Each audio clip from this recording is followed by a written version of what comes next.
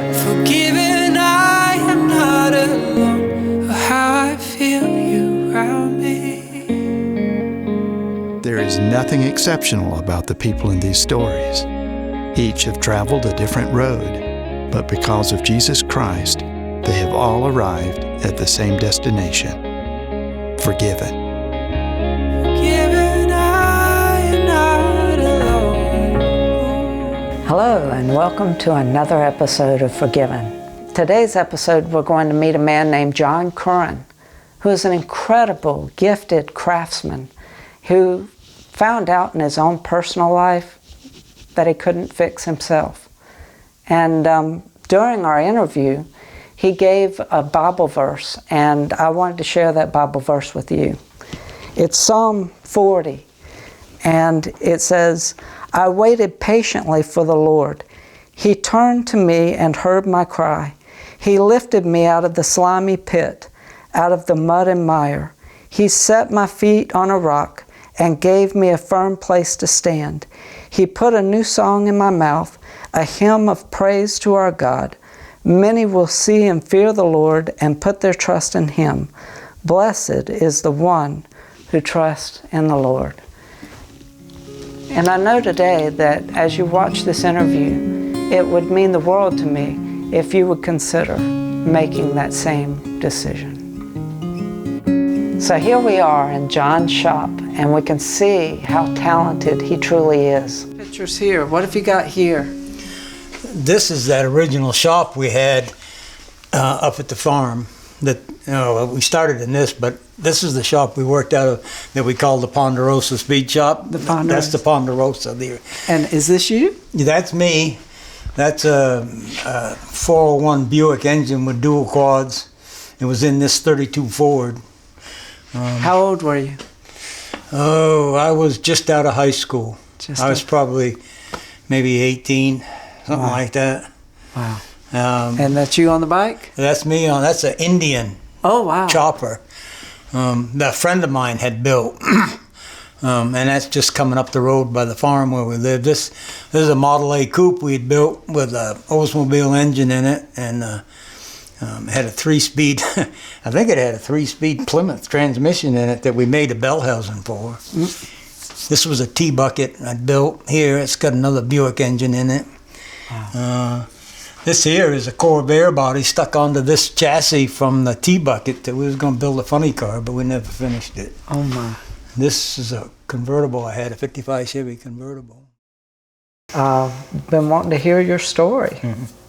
Well, it's exciting. You know, we did the book, but I didn't plan to do the book. So it's kind of, that just happened. But I wanted to tell you how I started doing what I do. Yes.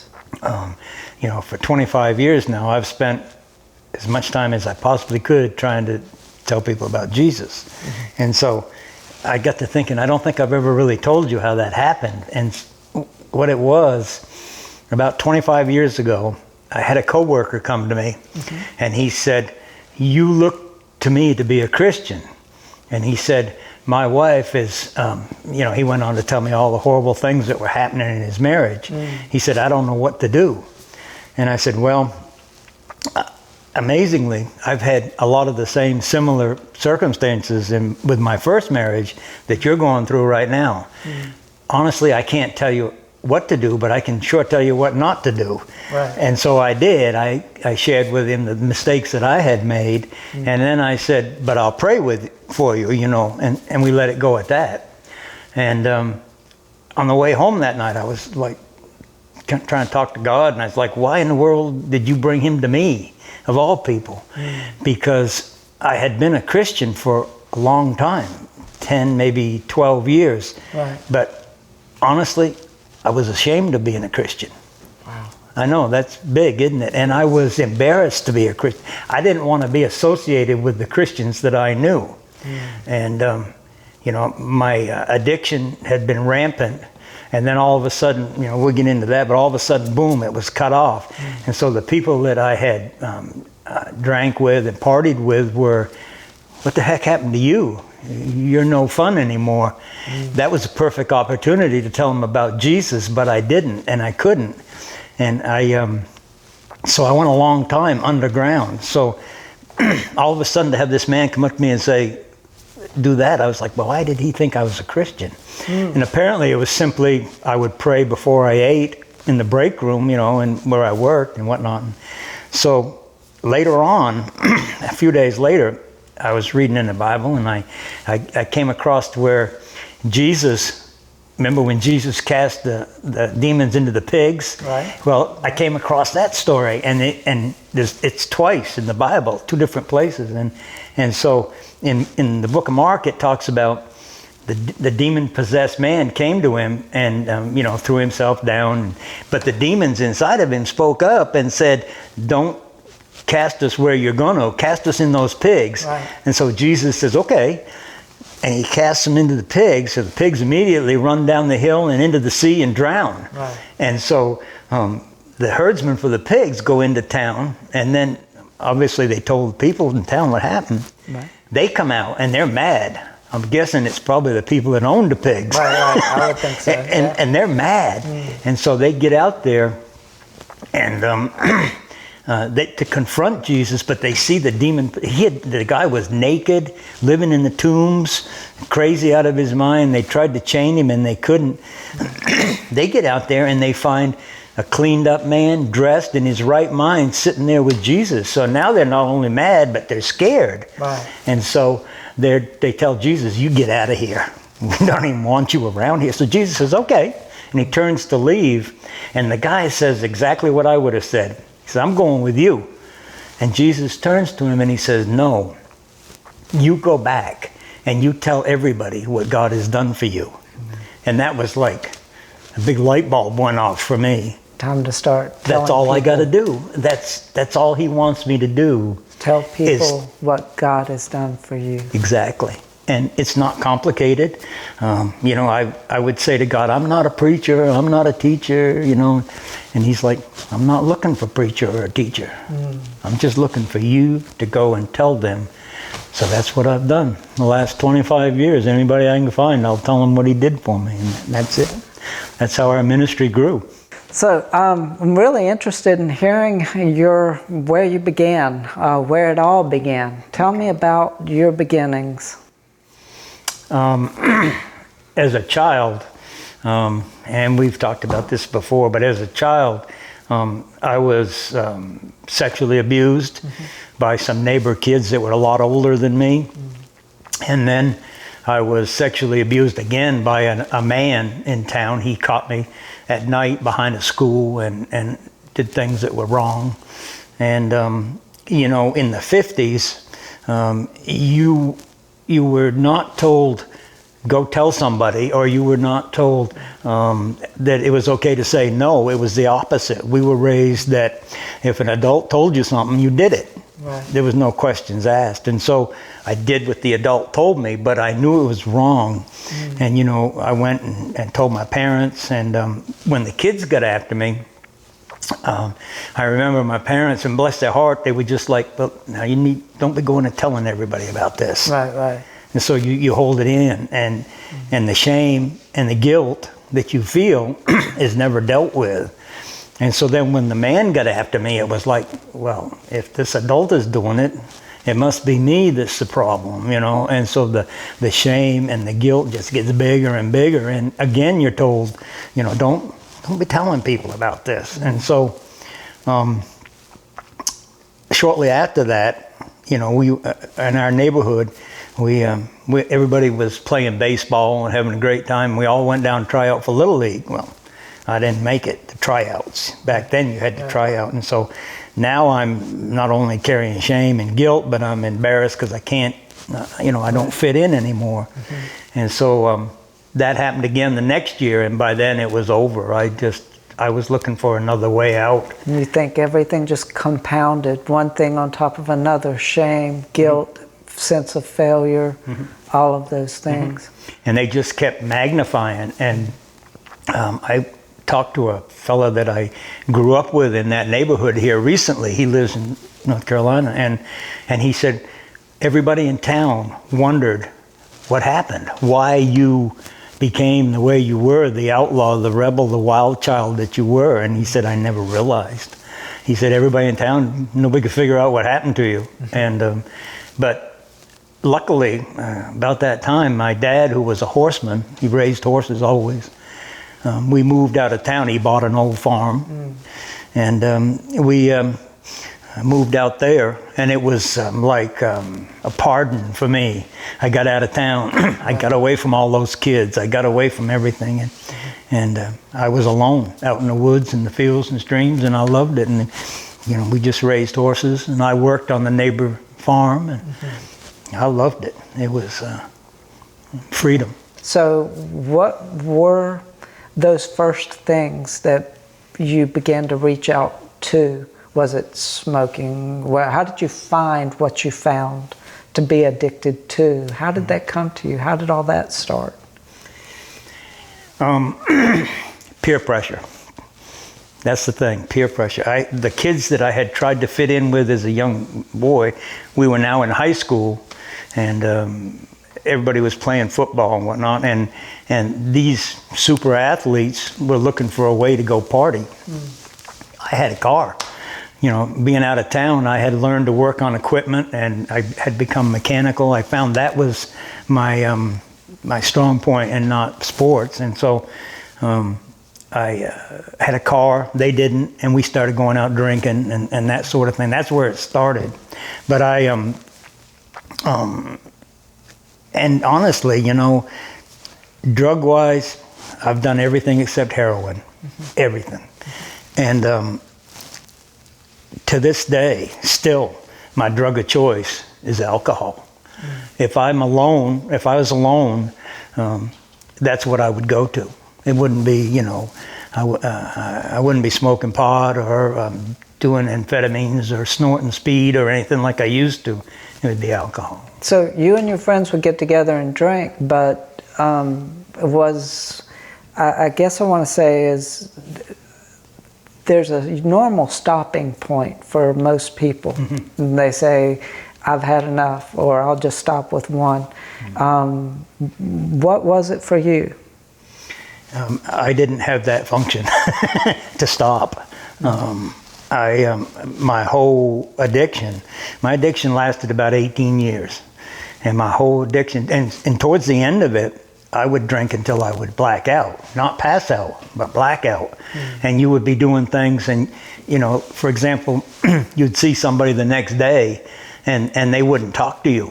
You have no idea what you did. Wow. To earn that, but you know you did something. But so I just would drink until I blacked out, and then I would come to someplace. That's got to be horrible. But the addiction, you know, it took me. Because of my mechanical ability, and we had a shop at the farm, and people started hanging out up there, work on their cars, and you know, I got good at it. And the guys were coming out of the military, some of them Vietnam vets, coming home straight from Vietnam, and they had the money to buy a car, and good cars, fast cars, and we were building cars and working on them, and so I started hanging out.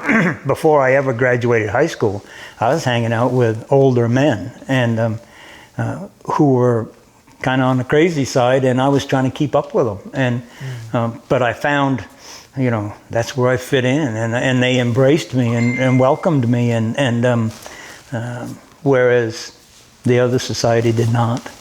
You know, the athletes and the cool kids. Right, right. But so in my effort to keep up with these guys, it just, you know, I got more and more trouble. How did Mom and Dad react to what was going on in your life? My mother was extremely concerned because her side of the family had alcohol issues, and she knew I was headed down the same road and I was in trouble. My dad, bless his heart, was of the mindset that if you ignore it, it didn't happen. And so he basically just, you know. He didn't talk about it, didn't? No. So about that time, I got my draft notice. I had to go for my physical, which I did, and where we lived, it was all about a half a day bus ride to get to the place. And I passed it, but then you had to fill out a bunch of paperwork.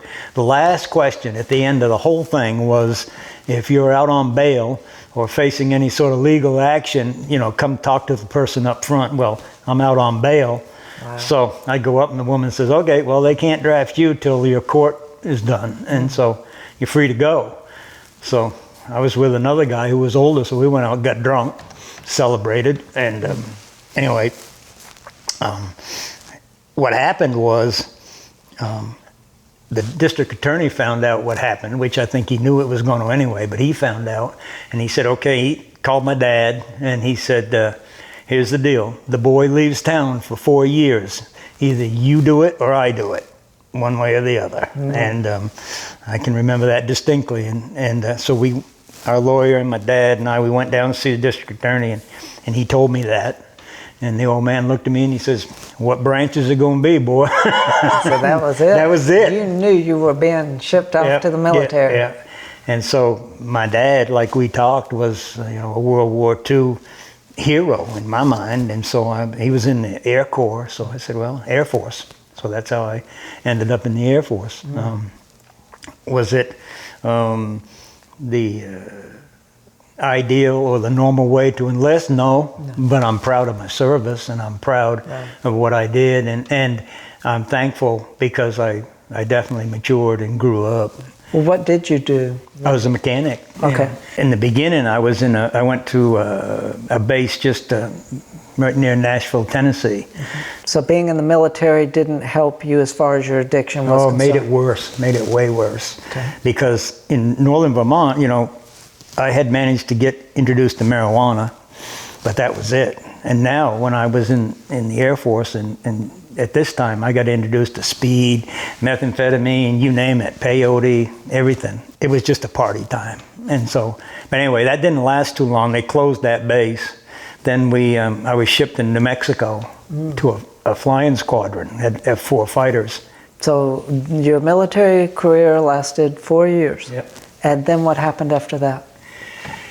When I went to New Mexico, I've obviously been a gearhead my whole life, and I found out about flat track motorcycle racing, and I loved it. So I started doing that, while I was in the Air Force, and I did that for several years, and that's how I ended up meeting my first wife, and she was working in a motorcycle shop there. I met her, and anyway. About the time I was due to get out, I had a good friend in Vermont who was dying of cancer. And I wanted to see him before he died. And so the Air Force would move everything I had, because I was married, they would move everything back to Vermont where I started. So we just had everything shipped to Vermont, which we didn't have much, and we went back up there. And that's how I got back to Vermont. But in Vermont, there wasn't the hard drugs still that there was in the rest of the country. And so I fell back into alcohol to solve the problems we had in our marriage. And that's never good. That doesn't work. So we got to a point where we said, I can remember my first wife said, well, everything was good when we were in New Mexico. Why don't you go back out there? And then we'll come out. Well, it didn't work.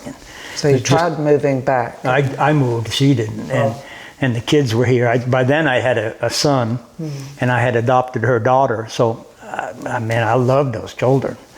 And so I came back, and I realized when I came back that it was over, it wasn't going to work. So that barreled me headlong into my alcoholism. I mean, that was the biggest setback I could imagine, was having my children taken away from me. Through no fault of your own. And so you weren't allowed to even see them? Well, I could see them, but it was a mess. It was tough. I mean, I would not get my kids until sometimes January, something for Christmas, and so I was the last on the list always. Right. You when everything's done, well, go see Dad. Or it was an emergency thing. You take kids this weekend. But, like I said, that's what it was. So what happened after that? What was the next defining moment? So you've tried going back to New Mexico and that didn't work, and then you came back to Vermont again, and then what? We divorced. My first wife and I divorced, and it's funny, in the middle of that I adopted the girl, her daughter. And I remember we went to go for the adoption with the judge, and he's like, I'm not going to grant it. He said, you're getting ready to divorce the woman, all you're going to get is child support, you're not going to get anything else. Right. Why would you do that? And I said, because the only people the girl knows is here, and my family and me and here, and if anything happened to her mother, she'd be shipped off someplace she didn't know anybody, and I don't want that. So I'll pay the price to protect her from that. It's pretty stand-up thing. And that's what I did. And so anyway, we got divorced, but then immediately, or fairly quickly, she moved to Maine. So now I can't see them anyway because they're too far away. So that's when my alcoholism just went rampant. And then from Maine, she moved to Indiana. And I can remember my boy got hit on his bicycle and by a car. And, you know, I can't get near him. Nothing I could do. Wow. And I remember how helpless it was, the feeling, it was a helpless feeling. And so my alcohol, and I had gone to work, I was welding now, I was a full-time welder. I'd gone to school to become a welder finally. And I was working for a guy in a welding shop who was a full-blown alcoholic. So that didn't help. You know, you stay drunk all day long at work, and then you go ahead and get drunk at night. And I worked for a couple of welding shops, and they were all alcoholics, and it wasn't going good. You know, it was getting worse and worse. And about that time, I had met Bonnie. How did you meet? She was my kid's preschool teacher, and she was good to him, really good to him. Some parent conference? Well, what happened was I had surgery on my ear. I had a tumor in my ear, and it had encased my whole middle ear, and it was growing into my skull. And I was working bridge construction, welding on bridge construction, and my balance was going out. Not good. Yeah. High beams, lugging cable, no balance. It was not good. So they told me I was going to have surgery. I couldn't afford it, so we went to the VA, and the VA did it, and in Boston. But when I came back home after my surgery, I'd been gone a while, and I got a card from Bonnie. And it was, you know Bonnie, so you know her heart. And It was, well, if there's anything I can do, let me know. I'm here for you. And kind of give me a call, that kind of thing. And so I did. The rest is history. Oh, not quite. Not quite. So how did it come together? I mean, there was a first date. There was there was it came together somehow. I want to hear this. The first date, yeah, we it was funny. Actually, my brother-in-law and sister were at the house. We were having dinner, and something came up about Bonnie. And they called her Mrs. Hall. The kids called her Mrs. Hall. So my dad's thinking a woman 60 plus, and not some 20-year-old babe. And he anyway, something came up about you need to ask her out. My brother-in-law, my sister's sitting there. My brother-in-law says, if you're not going to ask her out, I'm going to. So you had. That's like nice move. Yeah. So anyway, so I did. I asked her out, and rest if it is hadn't history. been for your brother, you wouldn't have. My brother-in-law, yeah. Your brother-in-law. Yeah, but anyway, yeah. It just, she reached out when I was sick, and it was a tough time because the surgery was large and invasive, and I've never been the same in that respect because obviously I have no hearing over there because they took the whole middle ear out. But anyhow. So the next step was your addiction and now this new relationship. How did that work itself out? It was difficult, and probably Bonnie can speak to that better than me, but for a short while I loved her parents. They were great great folks. And they accepted me right in. And she had been married to a guy who was an alcoholic before, and I'm thinking, why would they want me around, you know? But they saw something that I didn't. And they were really good to me. And so, you know, for a while, the drinking kind of toned down a little bit as we started to establish a relationship, but within a short time, it ramped right back up again. You know, you become comfortable with who you're with, and then you go right back to your old habits. And, you know, I was staying out half the night drinking, and bless her heart, I can remember her telling, we lived at the end of a long cornfield, and our house was there. She said she would stand in the picture window at night just watching the cars, traffic go by on the highway, waiting for a turn signal to come on. Wow. That I would be pulling in the driveway. Wondering, when is my husband going to come home? Yeah. And so I put her through that for about 4 years. And, you know, it just, it was not good. And I don't know why she stayed with me. So 4 years with it, what changed? My mother had a tumor on her ear also. They finally found it and operated, but then she had a second one come. And it was in the brain where they could not operate. And so they basically told her, you have maybe a year, nobody knows, but it's inoperable and it will kill you. And my father was a fighter. He's an Irishman, a fighter, and he was not going to take that laying down. And so they tried everything humanly possible. But, you know, it wasn't to be, you know, it was my mother's time. And so my mother, outside of Bonnie, my mother was the only person who had totally stood by me, totally. And so I felt in my mind, the only thing, you know, the doctor says you might have a year. So I'm like, well, I'm going to get clean and sober. I'm going to show my mother she doesn't have to worry about me, even though she's, you know, facing death. Don't worry, I'm going to be okay. So I tried to get clean and sober. I failed. I tried again. And you'd go a few weeks or a month and you fail and you fall off the wagon miserable. And that probably happened a half a dozen times. You would go maybe a month clean and sober, and then disaster.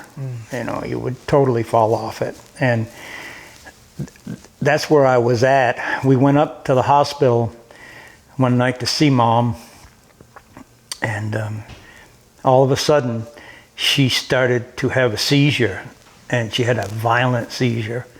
In fact, it was so violent that the nurse that was there got right in bed with her and was trying to hold her because everything was just vibrating, and it was horrible. And it lasted what seemed like forever, and then finally it stopped. And the doctor said, you know, she's in a coma, and he said, I would doubt seriously she'll ever come out of the coma. He said, so, you know, I would say spend your time wisely. And so I went, you know, home, and I realized the one thing I could have done for my mother, I failed. I failed again. So what do you do when you're an alcoholic and you have that kind of situation? You go get drunk.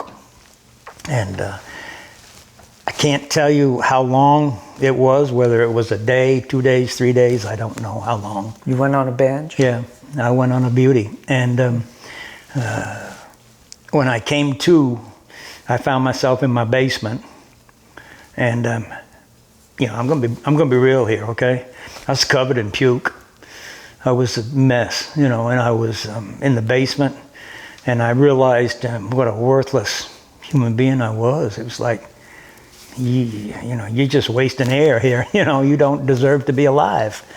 And so I picked up a .357 Magnum I had, and I loaded it up, and I cocked it, and I stuck it up to my temple. And there was nobody there with me, Byron. It wasn't a sympathy thing. Right. It was the real deal. And man, I was shaking like a leaf, you know. And I used to say, I don't know why it didn't go off.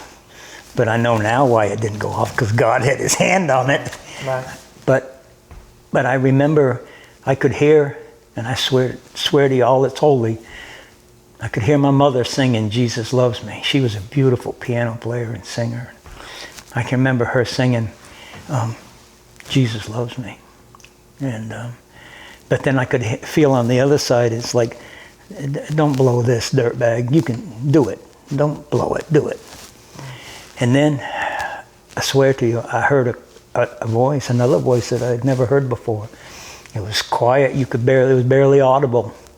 And I heard distinctly, that's not the way. I'm the way. That was it. That's all I heard. Wow. And I was like totally confused. But I laid the weapon down on the workbench, and I remember the audacity of it. I said, well, if you're real, if you're who you say you are, you better be showing up, and you better be showing up quick. And within a week, I was laying on the floor crying like a baby, begging him to come in my life and lift me out of the pit of despair. You know, Psalm 40 says, he lifted me out of a pit of despair, out of the miry clay, and set my feet on solid rock, and put a new song in my mouth. Amen. And that's what he did with me. He put a new, and he didn't just turn my life around. He turned it around, and it was like I was shot out of a cannon, you know. Right. And I didn't understand it, but I knew I was totally different. I knew I now had a relationship with the maker of the universe, and Yes. I knew I had a relationship with God, and I didn't know what to do. I was alone. And I had no mentor or anything, and I was trying to find a church, and we couldn't find a church that worked, and all I found was condemnation, you know, and that kind of stuff. And we did join up with Bonnie's family church long enough to get baptized, but like I said, I went underground for about 10 years or more. Well, I want to know what happened when you got home and spoke with your wife and told her that you had given your life to Jesus, or did you? Not really. I mean, it's like people would come up to me and say, what's different about you? And I wouldn't say anything. And she knew that I had accepted Christ, and her family knew. And I was using her Bible, and I was in it all the time because I didn't have a mentor or anybody to guide me. I had to do it on my own. And so she immediately bought me a Bible and got me my own Bible. And I remember the first thing I looked up in the concordance, you know, there was no Google back then. Right. You didn't look it up online. And I looked up peace. I desperately wanted peace in my life. I had had such a tumultuous life, and you know, because when you live a life of drugs and alcohol, there's a lot of criminal activity that goes along with it. It's just, that's the way it is. And so I had done a whole lot of things that I didn't understand how God could possibly forgive.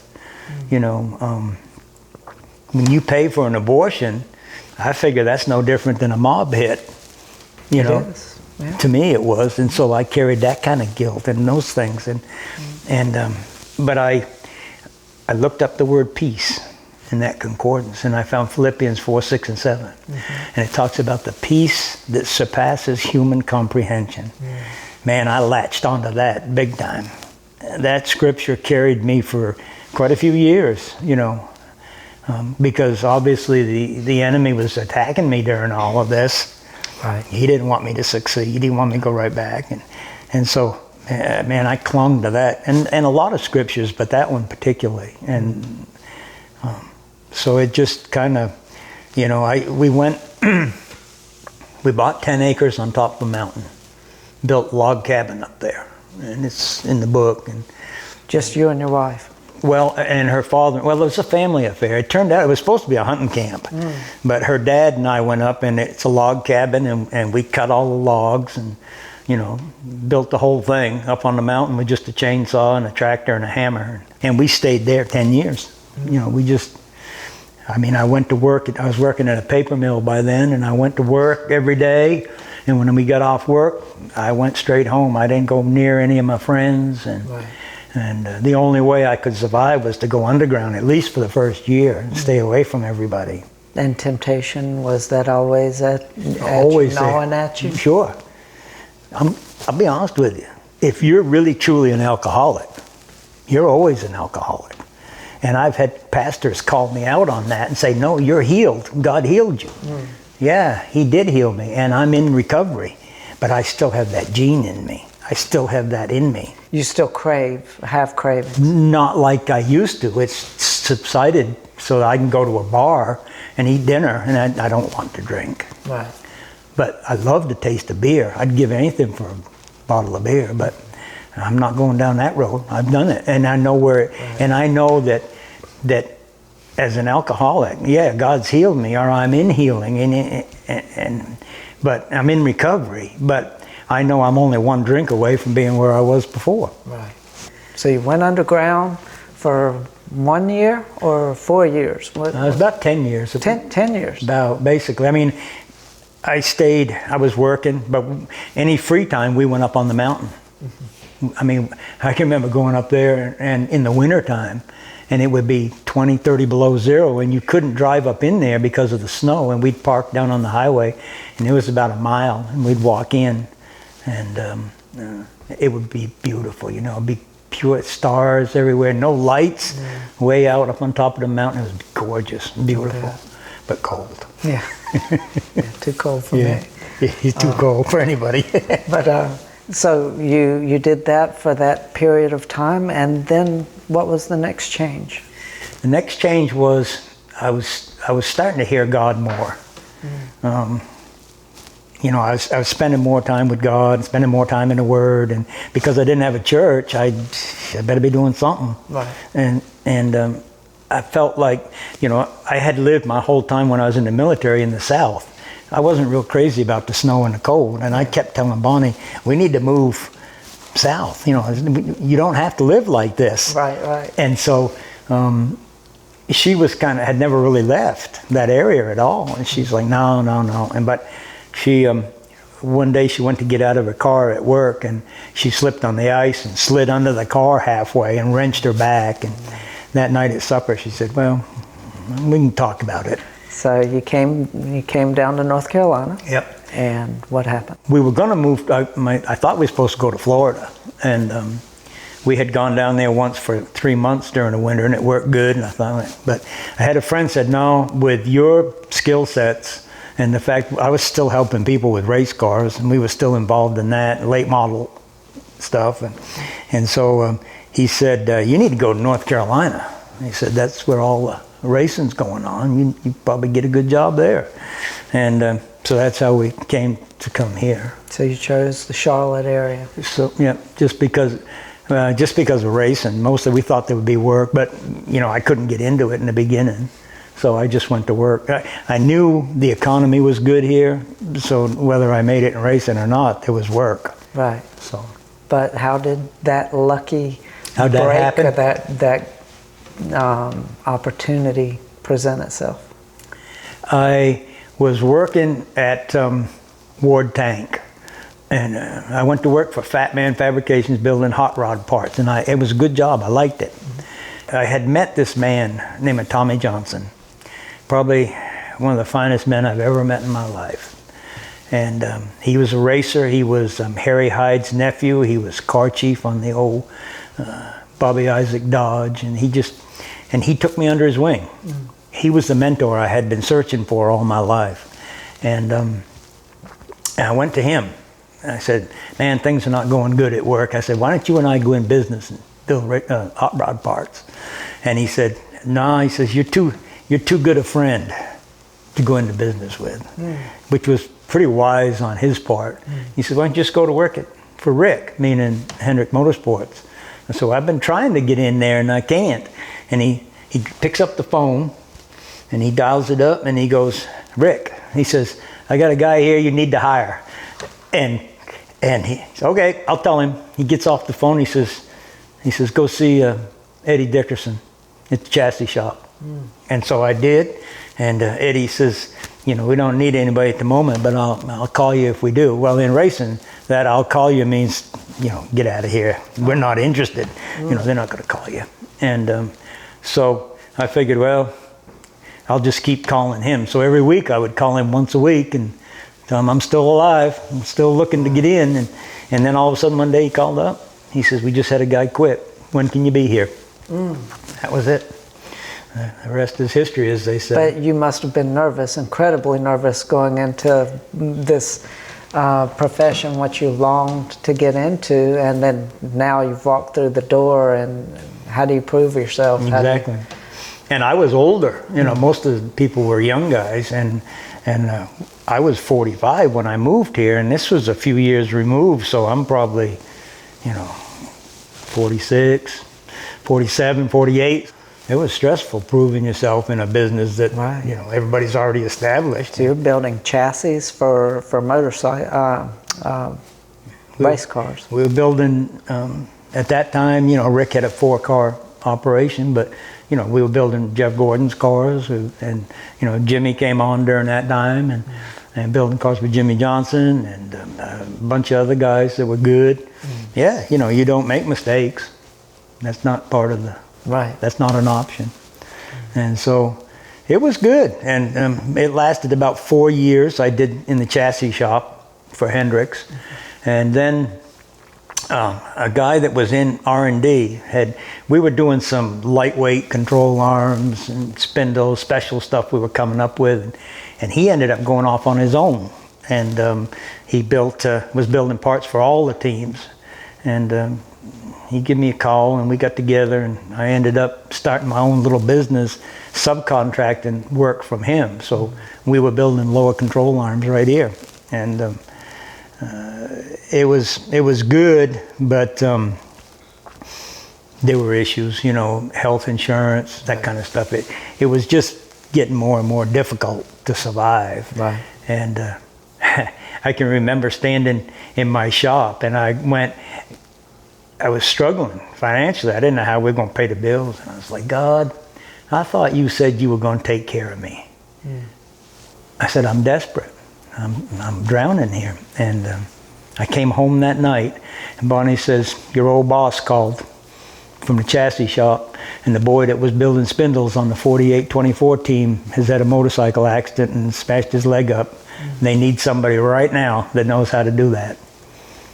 So Door opened right up. yeah, I got the job, went to work there. And we were working on the 48 car for those 5 championships in a row. Unbelievable. Yeah, it was unbelievable. It really was.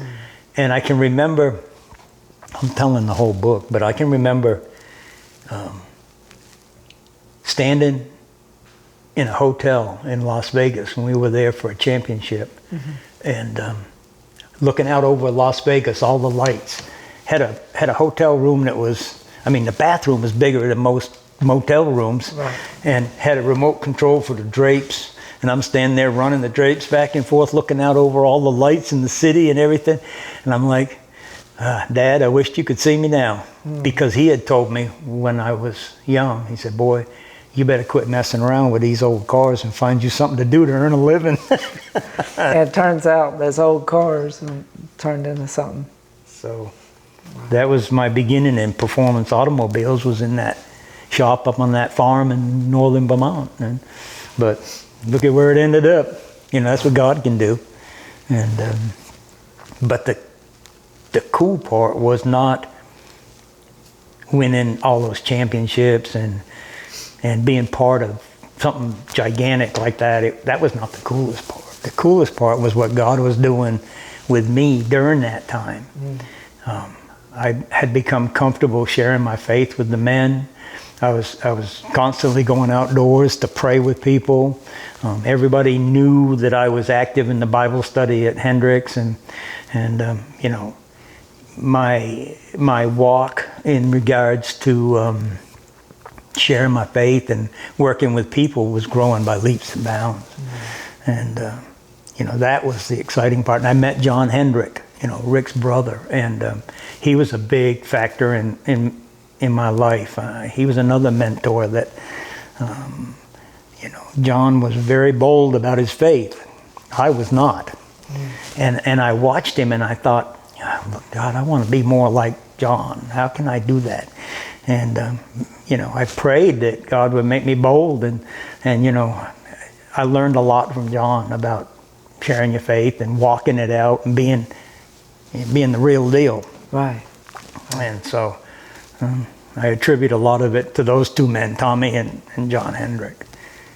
At some point, you began visiting a rehab here in Charlotte. Yep. Right? Yep. Right after I prayed that prayer. Make me more bold like John.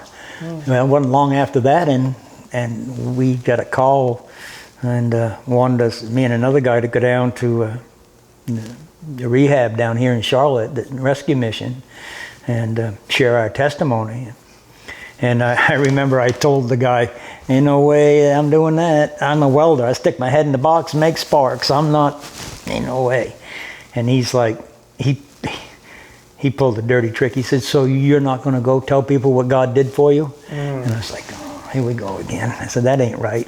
So I pulled the Christian card. I said, I'll pray on it. And before I got in the house, I knew I had to go. But, you know, the first time it was ugly. First time I ever stood up in front of a group of men and shared my story was ugly. And but it was beautiful, because as I stammered and stuttered and I had it all written out, and I lost my place, of course, and then I started just trying to talk, and I can remember one of the counselors in the back came up with a glass of water, so I must have been spitting out cotton balls or something, you know, it was ugly. But I remember the guys. This guy hollered out, he said, take your time, brother. We got all night. We're not going anywhere. You just take your time. You're doing fine. And then I would stumble along and somebody else would holler out and say, man, you're doing good. Hang in there. You're doing good. And they talked me through it. My first time of doing that, they talked me through it. I wouldn't have made it without them. And we ended up going down there every month for 14 years. 14 years. Yeah. Wow. Yeah. It was amazing. And the guy that started with me, you know, he was the catalyst, because he was a salesman. He was a good talker. He had a great testimony, and he was a rocker, so he could sing, and he was the whole package. And I just kind of tagged along. But then after a while, he said, I can't keep doing it. My work, I'm on the road all the time. So then I had to pick up the slack. And you started kind of... I didn't sing, I can tell you that. but yeah, we just, you know, but here again, God stepped in. And, right. And you know, I watched him do his deal and bring people on board who could fill in what we needed. And it was all him. It went good. Well, that is the next stage, right? Right after that. Then we started going to Brazil with you. Going to Brazil. And I think, you know, I'll be honest with you, ministry-wise, that was the best of times, was in Brazil. The best of times. You know, you and Pastor Wesley and Dr. Carlos, you pushed me out and made me, you know, who I am now. But you were raring to go. Yeah, yeah. Right. But you guys, yeah, it was great. Those times were great. I miss that. But it made me, ministry-wise, who I became. It was because a lot of it was because of Brazil. Well, visiting a rehab in Brazil, what was that like? It was, I'll be honest with you, in the United States, here's the deal. If you go to church or rehab or anything in Brazil, this is my perception, and the Holy Spirit doesn't show up and do something miraculous, the people are all going, what's going on here? What's wrong? If you go to church or rehab in the United States and the Holy Spirit shows up and does something miraculous, everybody goes, what's going on? Wrong, but a different reason. They're scared. They don't understand it. In Brazil, they expect it. They expect the Holy Spirit to show up and do the miraculous. In the United States, we're scared to death if the Holy Spirit shows up and does something miraculous. Are we not? Well, it seems that way, doesn't it? Yeah, and so that was the thing that jacked me up about going to Brazil was, and especially the rehabs. You weren't with us this time, but you were there, but we had gone off with Craig Looper and Mike, and three of us, I guess, went to a rehab. And I remember we got started, and it was dry. It was going dry. It was dying, what we were doing. And it was my turn to get up. And I got up there, and God said, "You don't belong up there." He said, "You belong down there." And so I got up and got the mic, and I said, "I don't belong up here. I belong down there with y'all, because I'm not a pin's different than you." So I went down in the crowd and sat down in the crowd. And I don't think, I didn't put the mic up real close. I don't know if the other people that were standing around heard what I said to them. I talked to them. And it was one of the best times I ever spoke. Because the connection, it was like that first time at Rebound. The connection between those men was instant. Oh, man, it was special. But I said, you got to understand, I'm supposed to be the big cat up there talking to you. You and I ain't no different. I'm just further down the road, that's all. Right. You can be exactly where I am if you desire, if you follow God and let Him, it's about that giving up thing. Well, there was a neighbor of Dr. Carlos's, Yeah. just a house over. You want to tell that story? A lot of times y'all would take Bonnie and I, because of my testimony and my history, and you would take us. I mean, we'd gone and talked to prostitutes and everything, you name it, and anybody down and out, you would take us to share our testimony. And so one night you said, "Come on, we're going with Dr. Carlos." So on the way there, he was telling us what we were going to find. We had no idea. And he said, "This woman, her husband's a crack addict, and she's been praying for him." And he said, "I've told her we have somebody coming from the United States that can talk to your husband." I was like, that's a lot of pressure. Yes, it is. And so I remember we went in there, and I remember, how neat the house was. We just showed up. Right. Thank God he wasn't high. That's all I can say. Thank God he wasn't high. But I remember how neat the house was, and we go in the kitchen, and we sit down, and Dr. Carlos says, there was the guy sitting there, you were sitting there, I was sitting there, and his wife. And Bonnie and Dr. Carlos were standing behind us. And Dr. Carlos said, "John is here from the United States to talk to you." So I shared my testimony. What am I going to do? I shared my testimony with him.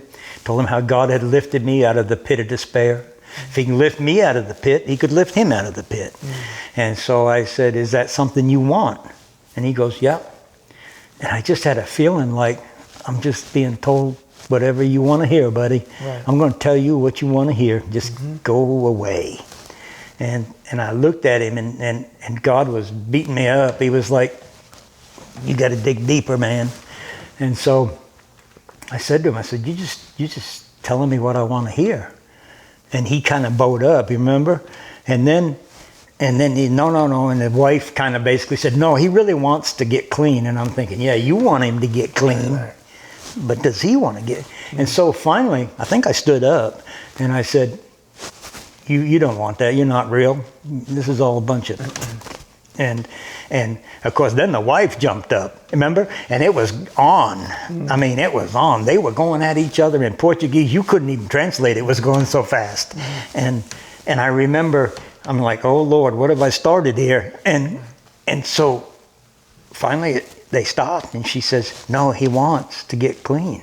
And so I don't know where this came from, Byron. It comes straight from God. It wasn't me. I would never have done this. And "If you want to get clean, you give me all your dope right now." Yep. And he looked at me. I said, "I know you got some. Give it to me. Yep. Let's start clean." And so he went in the living room, and he got up over the top of a vanity thing, and he dug out a couple of crack pipes and a couple of rocks of crack cocaine and a lighter. And he come over and he give them to me. I give them to you, and you give them to Dr. Carlos, and he's shaking like a leaf. Yeah, what are we supposed to do? We got drugs in our hands. And so Dr. Carlos has a paper bag. He puts the drugs in.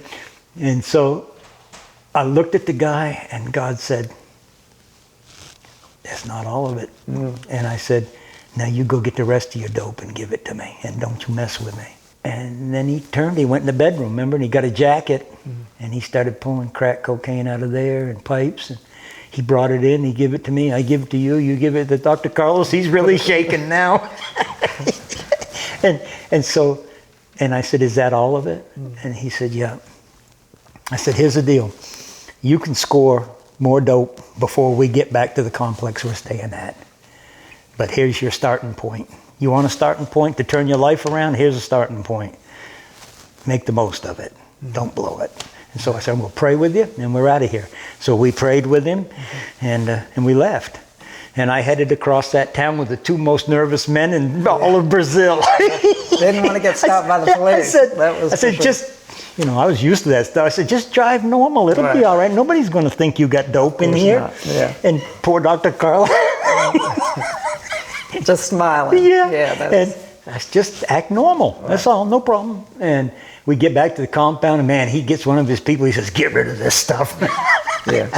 But, that would have been big, wouldn't it? Yeah. Would have been big. Doctor, pastor, local, missionary, and local, American, all busted for dealing drugs. And that wouldn't be good. That would have been big. Yeah. But I never knew what happened to him. But you know what? I don't need to. Right. And that's between him and God. I did what God called me to do. And if it worked, fantastic. If it didn't, it's between him and God. Well, it's amazing, right? Yeah.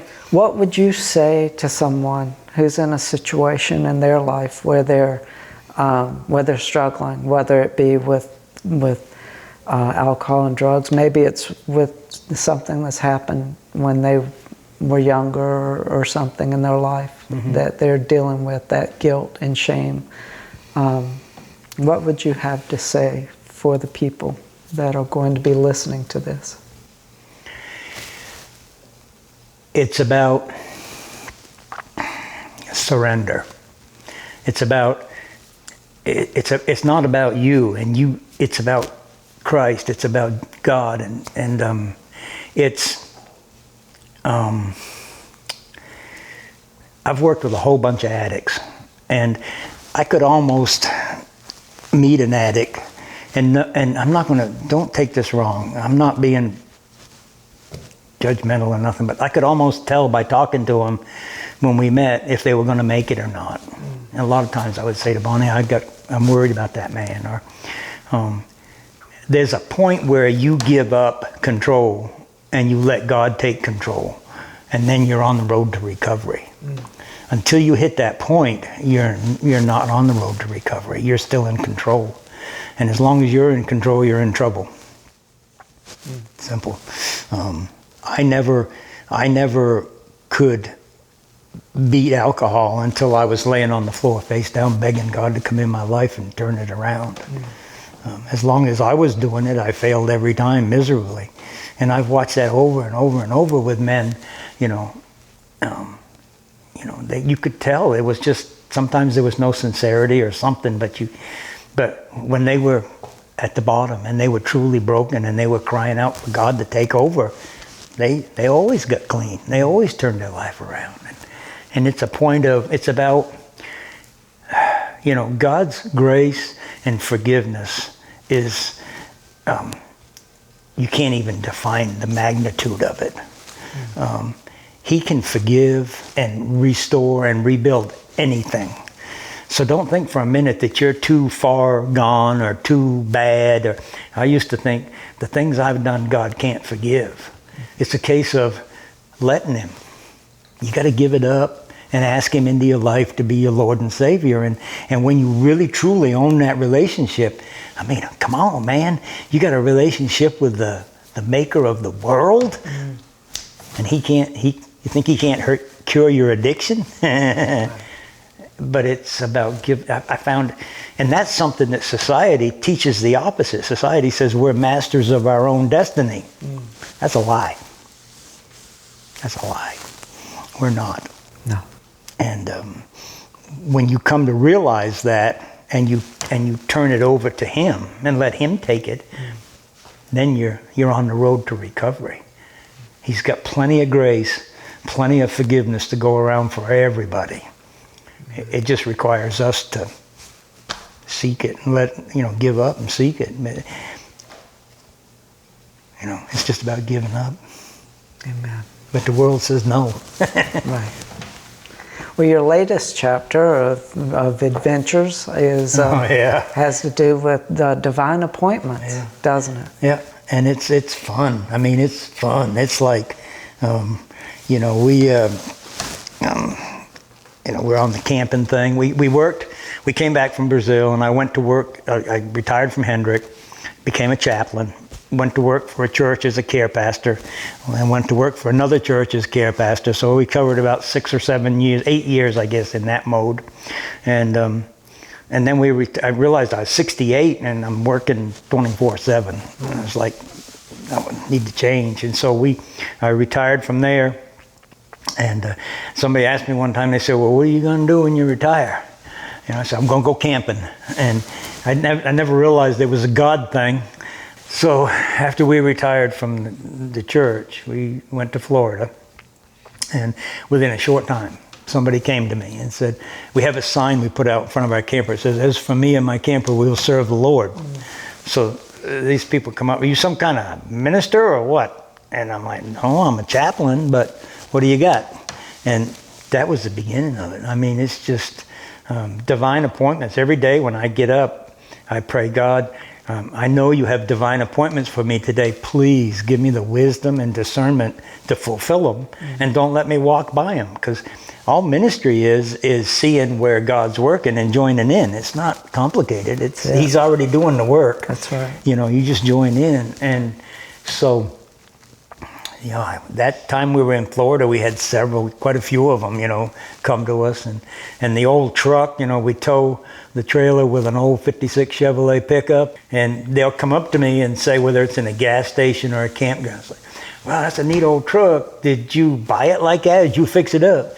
And I always say, no, I restored it just like Jesus restored me from drugs and alcohol. Awesome.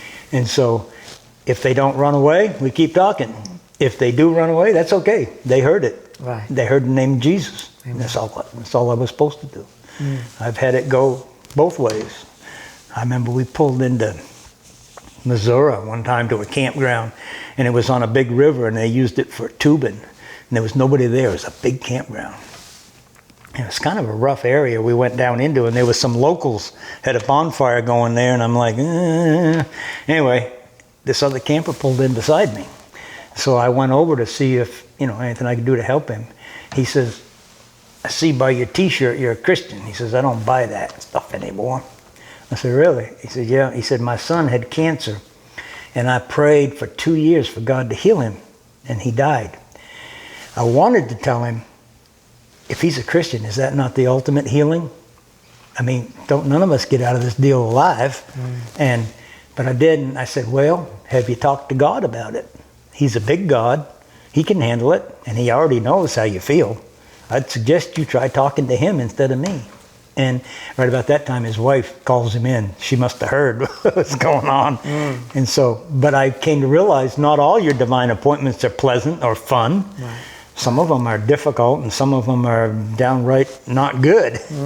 And it's all right. I do what I do and let God pick up the shrapnel. I remember you telling me one time about your truck breaking down. Which time? Well, you had told me that you guys were a little nervous about this situation. Oh, the time in South Carolina. You ended up being taken to a person's house. Yeah, we had trouble with an alternator. So I stopped and I bought a new alternator and put it on. And I had only gotten around the corner, and it filled the cab full of smoke. I mean, the alternator shorted out. It was brand new. And so I pull over, I run around, pull the battery cable off, and I'm trying to figure what I'm going to do next. And it's beside an abandoned house, all covered in vines and everything. And this old boy pulls up in a white, beat-up dually pickup. He was obviously a biker. He had long beard and long hair. And he comes up and he says, you really shouldn't ought to stop here. He says, that's a crack house. He said, they ain't robbed you yet?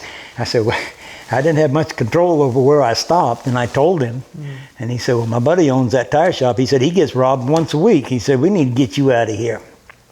He said, I live out of town a ways. You think you can make it on your battery? I said, yeah. So he said, well, follow me. So we head out of town, and we drive, And we drive, and I follow him, and we're going further and further, and I'm thinking, oh, Lord, did I jump from the kittle into the fire or what? And we get out there, and he makes a turn onto a dirt road.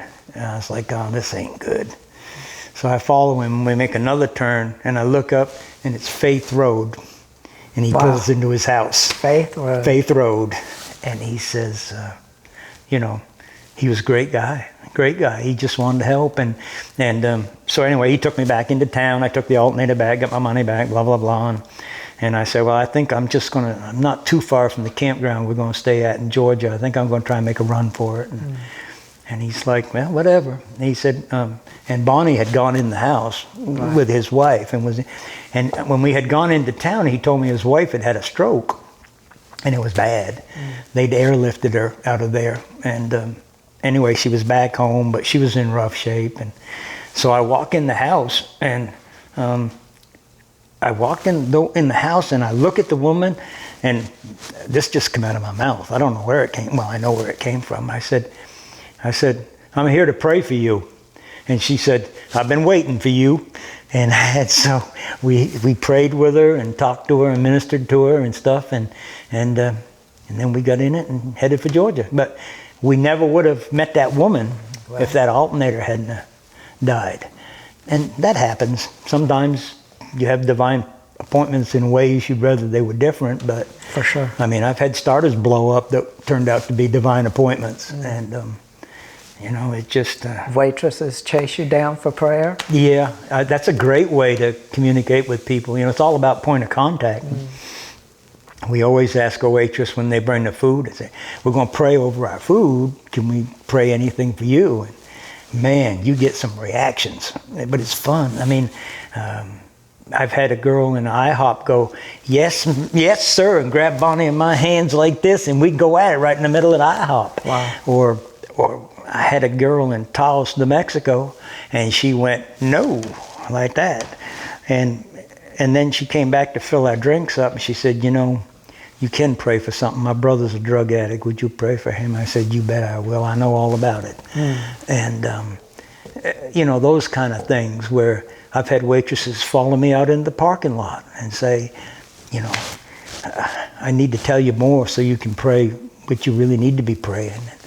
And it's all about point of contact, whether it's the truck or the sign or a T-shirt you wear or talking to a waitress. It's just about spreading the love of Jesus. That's all it is. And I find prayer to be something that pretty near nobody will turn down. Right.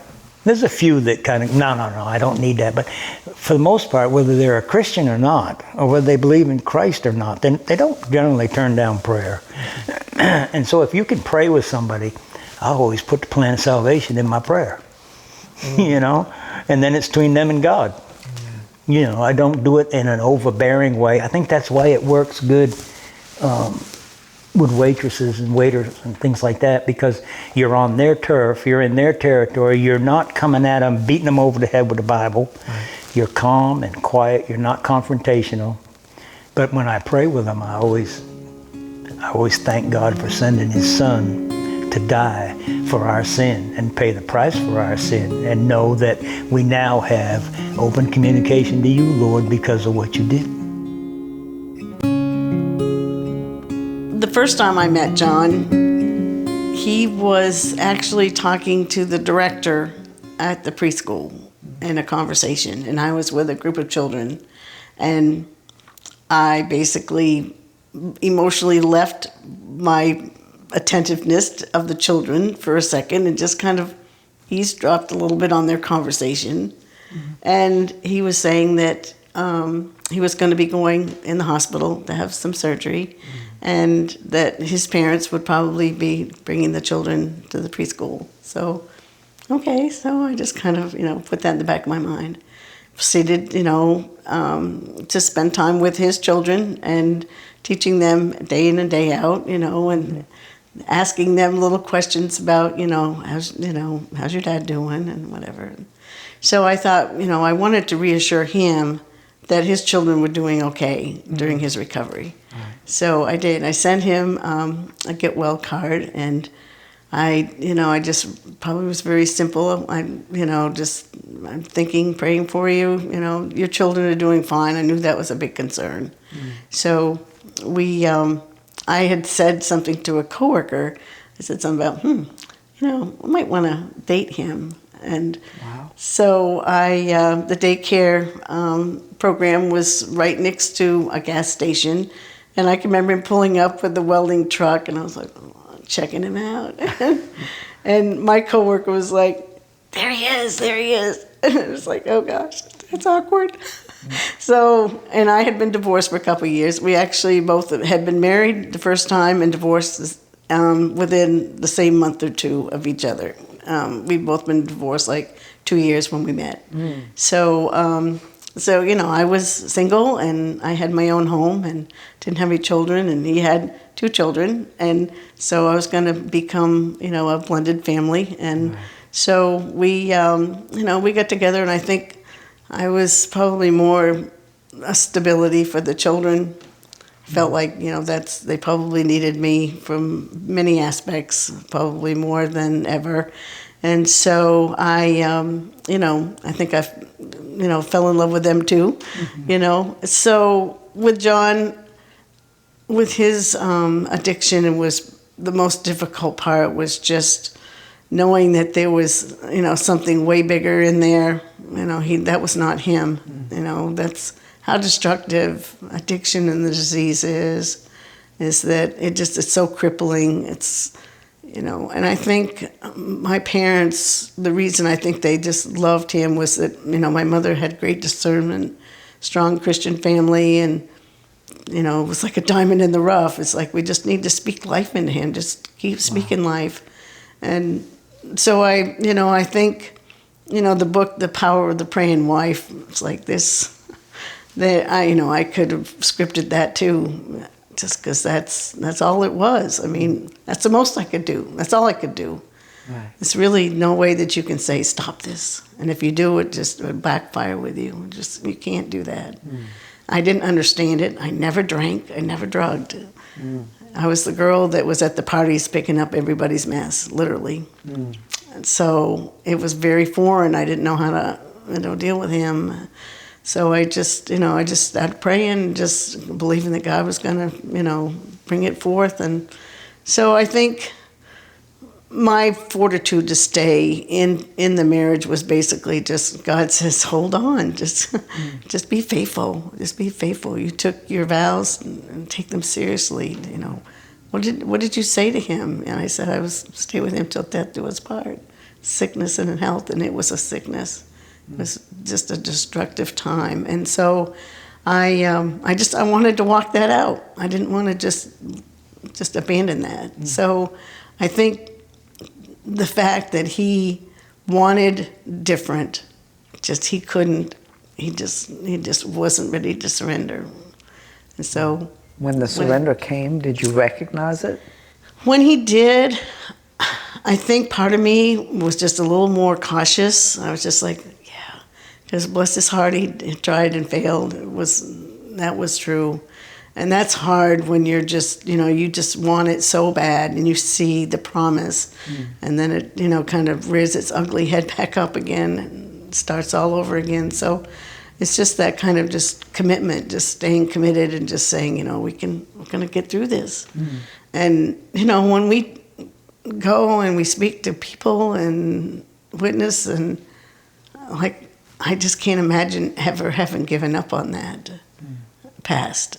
In fact, it's just barely kind of a shadow now. We don't really, we talk about it because it's part of our story, but it's a very small part of it. There's so many bigger things that have happened since then that it just doesn't really have any really relevance. It does because of the recovery, but it just, it's just so much different now. So, yeah. Well, is there anything you would say to any wife or, that's married to someone, not that wives themselves can't have the same addictions, but is there anything that you would speak, that you would say to?